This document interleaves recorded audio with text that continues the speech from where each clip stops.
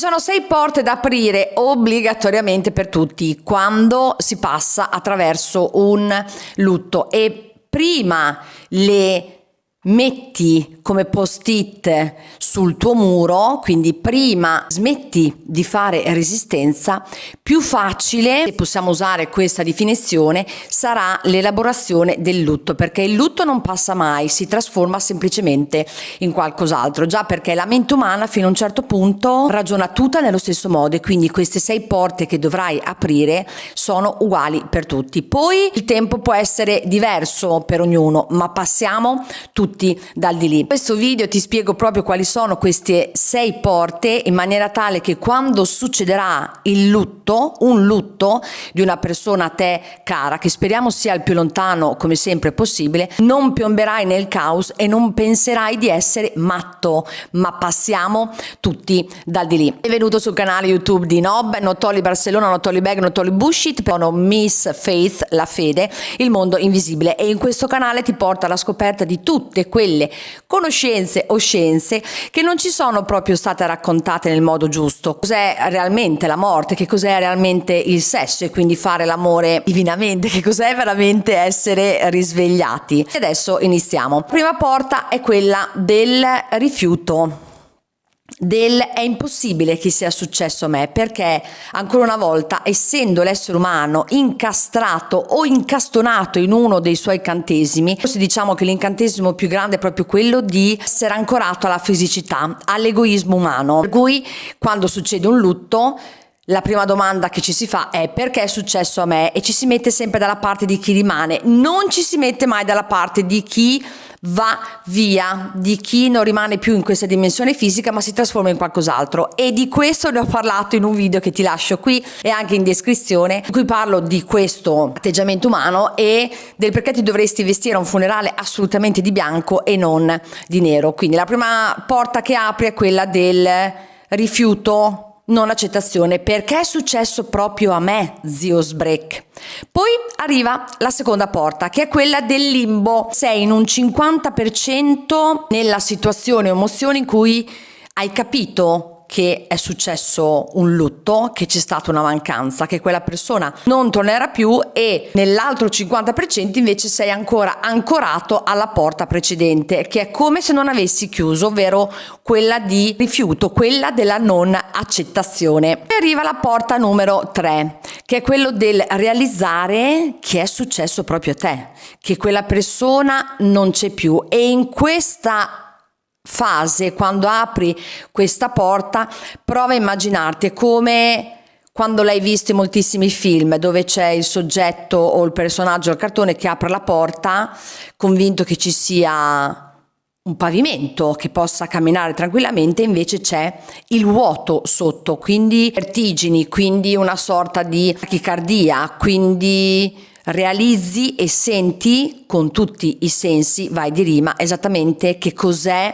la mancanza per il genere umano, che invece è abituato a avere sempre tutto, riempire sempre tutto, ad essere sempre pieno, motivo per cui quando attraversi la terza porta della realizzazione e senti la mancanza è veramente molto pesante. Passiamo alla porta numero 4 che aprirai, è quella della incazzatura, perché siamo esseri umani, quindi quello che succede dopo aver aperto le altre 3 porte è quello di essere abbastanza incazzato perché magari non hai fatto abbastanza, incazzato perché magari la persona se n'è andata per un incidente improvviso, magari tu gli potevi consigliare di fare quella strada piuttosto che un'altra, che magari se la persona se n'è andata per una malattia a lungodegenza non hai fatto abbastanza in quel preciso momento. Tradotto letteralmente incazzatura, perché è il senso di colpa che pompa, è il senso di colpa che ti fa sentire di aver sbagliato, ma la situazione, la storia, nella maggioranza dei casi il lutto è andato esattamente come doveva andare, che è una frase che hai sicuramente già sentito e pensi magari che sia tutta fuffa, ma se hai avuto alcune esperienze particolari nella tua vita in cui hai realizzato che non ci sono le coincidenze, come amo chiamarle io, che tutto è incastrato come un perfetto puzzle, allora capirai che la storia e il lutto poteva andare solo in quel modo, che non è sinonimo di essere passivi. Attenzione. Poi arriva la porta numero 5, l'accettazione, che è una delle porte più difficili da aprire, che è una delle porte dove la maniglia fai una gran fatica a muovere, a tirare giù o a spostare, visto le porte nuove scorrevoli. L'accettazione ti tuffa letteralmente nel vuoto, quello di cui ti accennavo prima. Accettazione che questa persona non c'è più, accettazione che non sentirai più la voce, accettazione che non potrai più abbracciare questa persona o arrabbiarti con questa persona, accettazione che il vuoto è reale, che non sentirai più l'energia della persona, che non potrai più augurarle buon compleanno. Accettazione, che è una delle cose più difficili nella nostra vita umana, nella tua vita umana. Poi arriva l'ultima porta, la porta numero 6, che è la più difficile, è l'ultima. Quindi sei arrivato, diciamo, nelle tappe obbligate per ognuno di noi, perché dopo la porta numero 6 ognuno, la mente, l'anima, il cuore vanno in una direzione singola, individuale, cioè dopo la porta numero 6 ognuno agisce e si comporta diversamente per quanto riguarda il lutto, quindi come prendi in mano il lutto. Quindi tornando alla porta numero 6, quella del nuovo ordine, che non è il nuovo ordine mondiale per fortuna, ma è la partita più difficile. Quando c'è una perdita, sia che si tratti in famiglia, sia che si tratti le relazioni, sia che si tratti di un amico, si deve ristabilire un nuovo ordine. Il nuovo ordine è dettato dal fatto che quella persona non c'è più.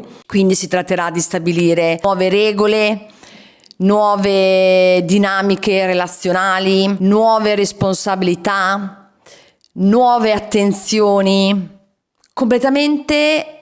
tutto completamente diverso. È come giocare a poker, quando hai finito la partita rinizia una partita che è completamente diversa, il che non significa che della persona ti sei dimenticato assolutamente, ma con le persone che rimangono attorno a te, con le quali avrai più o meno sempre a che fare nella tua vita, ristabilire un nuovo ordine. Se non si ristabilisce un nuovo ordine vuol dire che qualcuno all'interno delle pedine, delle persone con le quali tu hai a che fare, non ha accettato il lutto. E tornando all'esempio di giocare a carte, di giocare a poker, come se qualcuno stesse barando. Poi, come ti dicevo, dopo la porta numero 6 ognuno nella mente smette di comportarsi tutta nella stessa identica maniera e ognuno in base a come è e al suo risveglio spirituale e alla sua consapevolezza prende in mano il lutto in maniera diversa. Per quanto riguarda la morte, ho creato una playlist per farti capire che la morte non è esattamente quello che ci hanno voluto far credere fosse. In un video tratto proprio di come onorare e rispettare i tuoi cari, ricordarli, tratto da una tradizione turca che ho scoperto quando ero in Turchia, che non c'entra niente con il nostro ricordare e che si allinea, il nostro ricordare i cari, le tradizioni, che si allinea completamente agli argomenti che trovi qui sul canale di Nob, Il Mondo Invisibile. Ho parlato anche di quello che succede 3 giorni dopo la morte, che sono importanti per il defunto, per chi se ne va, e di cui non ci ha parlato mai nessuno, neanche la tanto amatissima Chiesa, perlomeno quella tradizionale. Ho parlato anche di come riconoscere quando i tuoi cari se ne stanno andando e di cosa succede a loro. Il video ti è piaciuto? Se pensi che possa essere interessante per qualcuno lo puoi condividere, ovviamente mettere ai like, puoi commentare dicendo la tua, che cosa ne pensi delle fasi del lutto, se le hai attraversate anche tu, come ti ho descritto io o in maniera diversa, così magari facciamo vedere a YouTube questo canale, e questo video è un video abbastanza interessante. In descrizione trovi diversi viaggi, come piace chiamarli me, in cui in maniera molto semplice e leggera ti faccio aprire altre porte, come quella della creatività, che è collegata a moltissime parti della tua vita, a come fare l'amore divinamente e alcuni prodotti in sconto. Ti lascio un altro video qui, sempre sul Generis, per prendere sempre più confidenza sull'argomento della morte. Ti abbraccio.